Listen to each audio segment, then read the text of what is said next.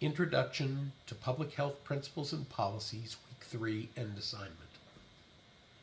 According to a study from the T.H. Chan School of Public Health at Harvard University, Americans consume an average of more than 200 calories each day from sugary drinks.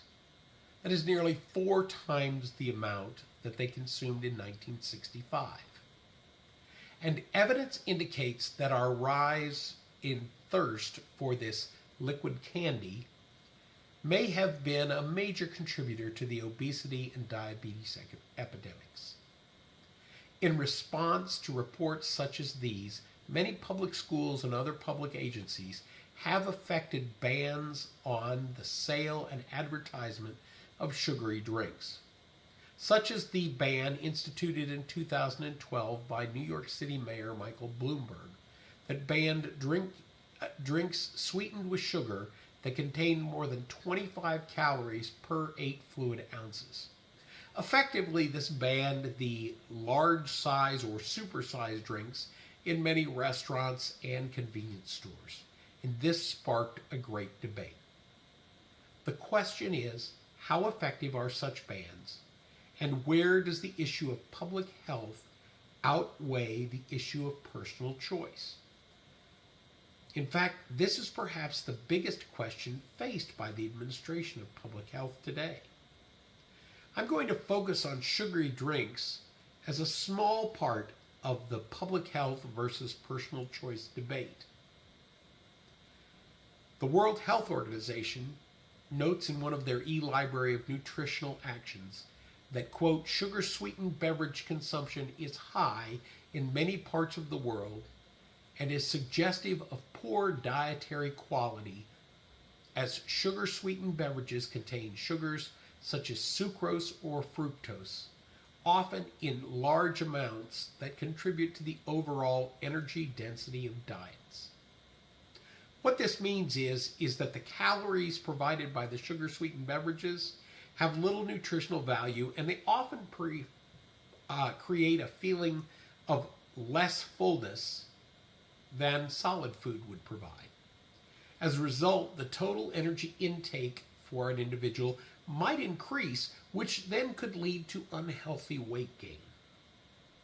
It is my contention that the limiting or ban of sugary drinks, while having short-term economic effects on the beverage industry and infringing slightly on personal choice, has a greater long-term positive effect on both the quality of life and the relief of economic burden on individuals and the general public. The public health arguments for the limiting of or bans on sugary drinks and their advertising include that there may be significant health benefits in the limiting of the sale of those sugary drinks.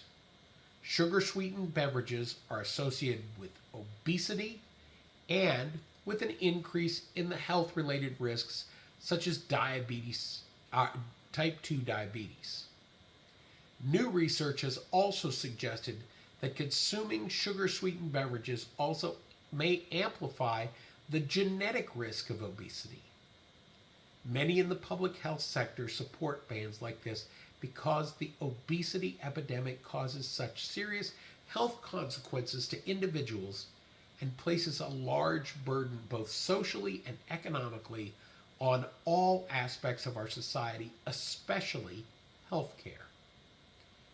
The thought that limiting access to foods and drinks such as these has been proven to increase, the thought that by limiting the access to foods and drinks that have been proven to increase obesity and disease risk, that individuals will be less likely to purchase items like this and may shift towards healthier foods and drinks. And while that logic seems solid, the research is ongoing and there are some reasons to question this understanding.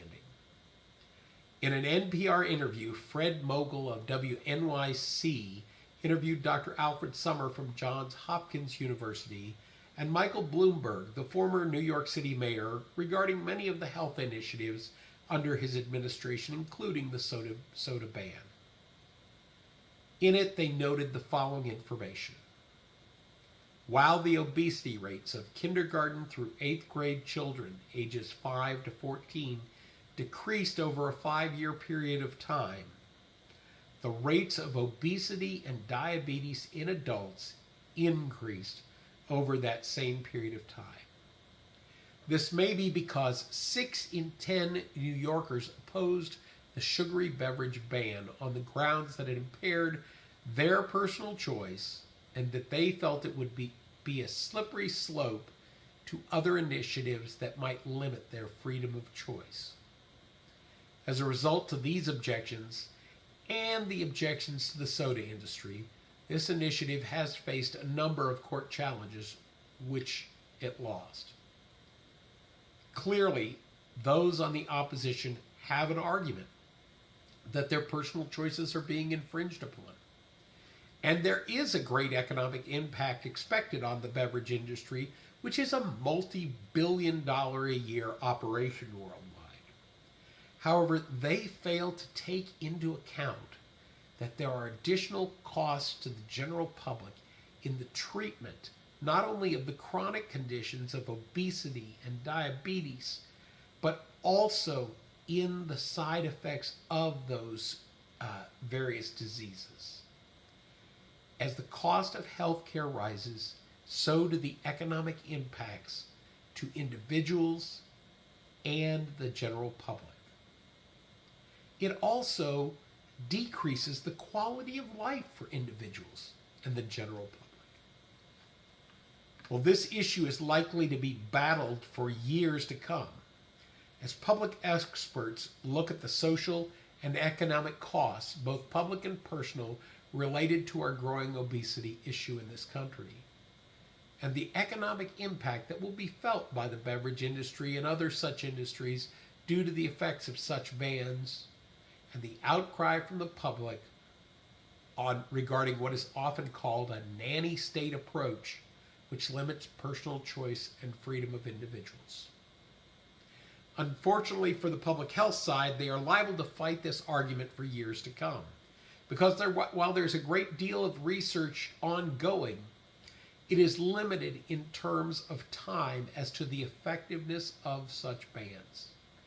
As more and more agencies and organizations implement these types of initiatives, and more data becomes available on the health effect they have on the general public and the associated social and economic benefits that follow, I believe it will become clear that such limitations are necessary to help control the obesity epidemic in this country and around the world.